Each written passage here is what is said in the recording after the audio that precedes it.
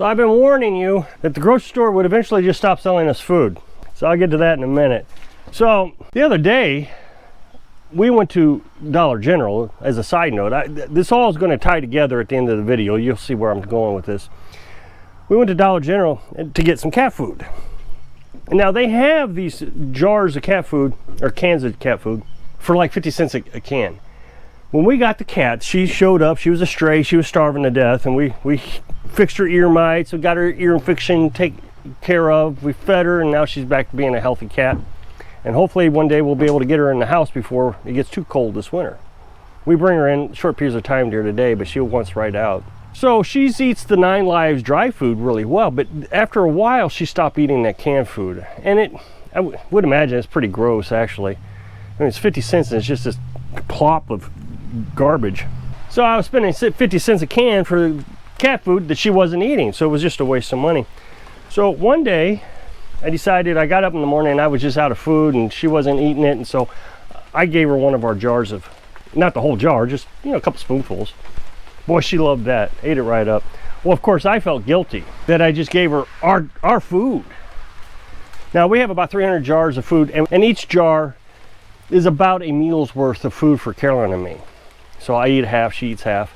Well, I just gave some to the cat and I'm feeling just absolutely frustrated. Now, we canned a lot of chicken, but we also have pork and hamburger and bacon, and I guess that's it now. So we've got a lot of different meats canned. We don't have any vegetables canned. We're pretty much carnivores. About 80% of our diet is carnivore. Tomatoes is a big portion of our vegetable diet, but we also will eat lettuce and green beans. No carbohydrates, 0 carbohydrates. Carolyn can get pretty creative on how she cooks this chicken. She puts cheese in it, for example, and that's just an awesome meal. You can make egg drop soup with it without the noodles, because of course no carbohydrates. So I gave the chicken to the cat. Well, then that day we had to eat some chicken because I opened the jar, and the thing is we got to talking about it. And last winter, you can go to the Save-A-Lot or Walmart or whatever, but at Save-A-Lot last winter, you could buy chicken, this 10-pound bag of chicken, its legs and thighs, for 49 cents a pound. So that was $4.90 for a bag, 10-pound bag of chicken. Now it takes 3 bags for us to fill both of our canners, our pressure canners. That's 20 jars. So I did the math, and that is like just around 50 cents a jar for our food, which is the same price I was paying for that cat food that she wouldn't eat. Well, during the summertime, the prices went up to $7.90 a bag, so that was 79 cents a pound. And it fluctuates. Over the last 2 years, it's went up and back down. In the wintertime, they just bring those prices down. What I imagine is that frozen chicken, so it's really good for barbecues. That's about the only thing it's good for. Other than that, it's in the freezer. What are you gonna do with it? Well, you can can it. And it's not hard to can. If you want to go to my channel, go over to the playlist, and you can see all the videos I made about canning. Now, there is some cost associated with canning if you use metal lids. But we bought Tattler lids. We bought, I don't know, 400 or 500 of them. Now, they're a little bit expensive at first, but they're reusable. So that cost is completely gone now. So you just have your initial startup cost for canning, and then everything else it's free after that. Now people will argue, oh, you still have propane costs when you can, because we use the propane stove. Cost is so minimal that it's not even worth talking about. I mean, a 20-pound tank, those that you can buy at the Dollar General, they'll last a month just cooking supper and coffees, maybe a month and a half. So running it for a few hours to can some food is no big deal. So your costs include the canner. I don't know how much they are now, but when we bought ours, it was $79 at Walmart, the Presto 16-quart pressure canner. Then we got our second one at a yard sale with a bunch of jars, and I think she only charged us 30 bucks. I mean, it was really cheap. I just replaced the seal, but you're supposed to do that every 3 years anyways. So I replaced the seal, had this canner. Now we got 2 canners.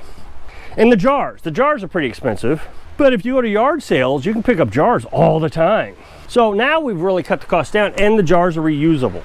The thing is when I hear about preppers, they always tell me that you have to stockpile rice and beans, rice and beans, rice and beans. Well, rice and beans are nothing but carbohydrates, and carbohydrates are bad for you. I've got many videos on how bad they are for you. So why not stockpile meat? It's just as cheap because you got to eat less of it.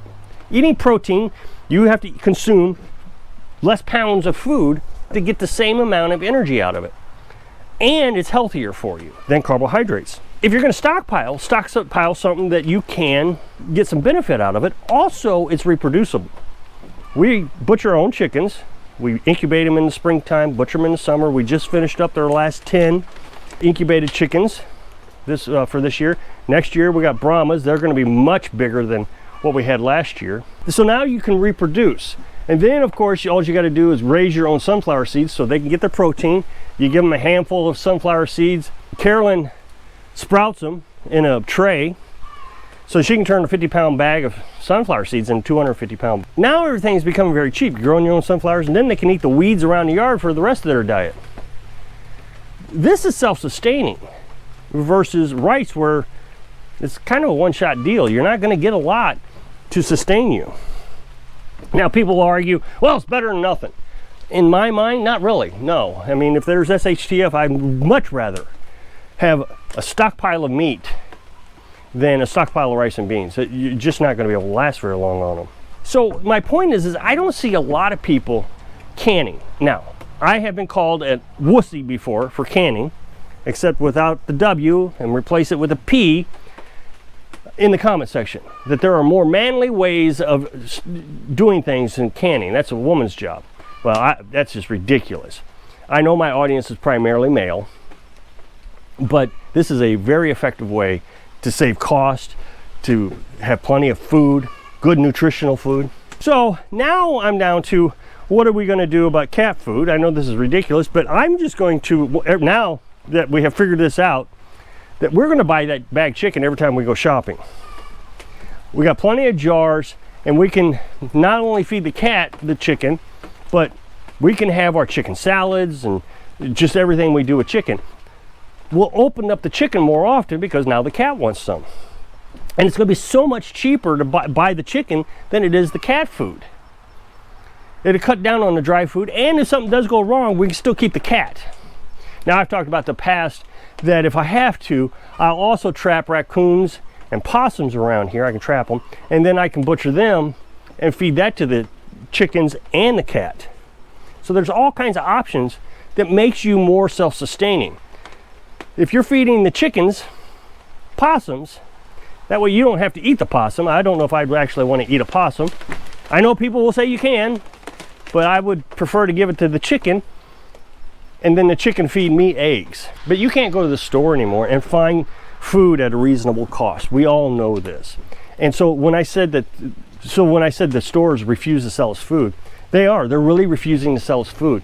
And I know it's not the grocery store's fault. There's all kinds of issues making it impossible to buy food. So what we have to do is we have to start thinking smart.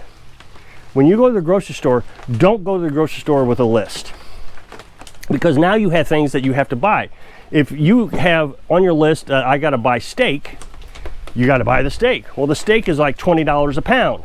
So now you're looking at the prices of steak and you're trying to find the cheapest one. But if you go into the Save-A-Lot and you start looking for just meat, you can start finding some really cheap meat. Pork is usually pretty cheap. What you do is they always have these, at Save-A-Lot they do, have these center aisles where they're kind of getting rid of the older meat. They want to get it sold fast, so they have it reduced in price. So Carolyn just piles up on that.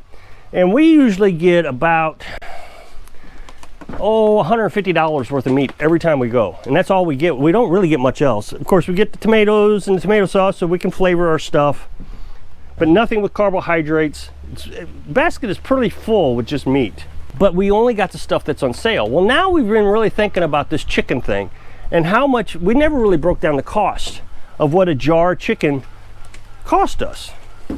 And now that we see it's 40 cents for a can of chicken, a jar of chicken, that's cheaper than anything you can buy at the store. I would imagine corn costs more than that now. I think the last time we went to get corn, it was like 75 cents a can. So that's hard to beat. Buy it in the winter. Now, canning in the winter, we have to do it out here on the porch. So it's a little bit more difficult. It's cold out here, but it sure does beat spending all that money. I don't know how many people I'm going to convince into this video that you have to start thinking differently about your food. You have to actually start thinking that we're no longer in a rich society. For 80 years, this country has been booming. Prior to that, we were in the Great Depression, and people had to think differently back then. There was two types of people in the world, and it wasn't preppers. There was none of that stuff back then. There was those that were living in city parks, in Hooverville is what they were calling them, a bunch of people living in tents in city parks, or there were the people who were actually thriving, and they were the ones that knew how to can food, raise chickens, knew how to preserve eggs. My grandma, she would preserve a pig, but she did it wrong, and I'm not sure it was very safe, but today's methods are much safer.